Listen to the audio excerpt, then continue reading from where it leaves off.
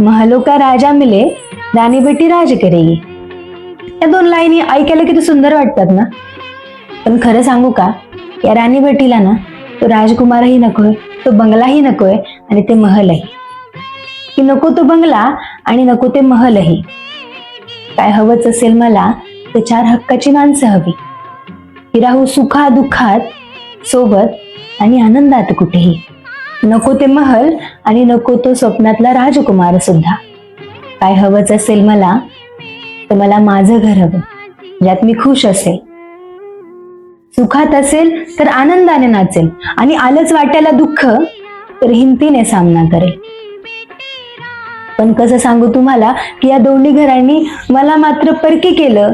तू या घरची नाही असं सासरच्यांनी सुनावली आणि लेक परक्याचं धन असं माहेरच्यांनी ऐकवलं.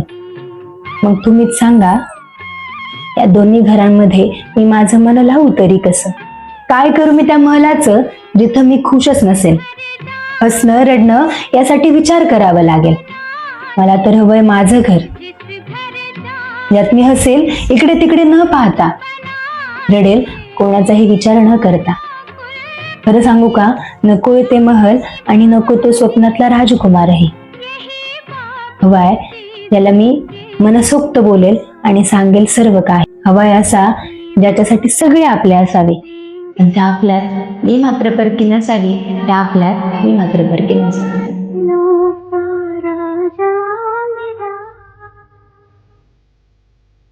रानी